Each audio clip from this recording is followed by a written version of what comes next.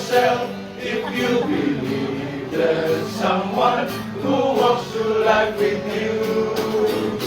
You'll never be alone.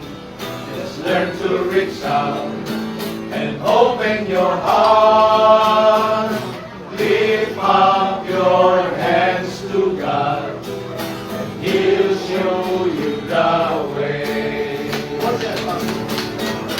And He said, cast your burdens upon me, those who are heavily laden.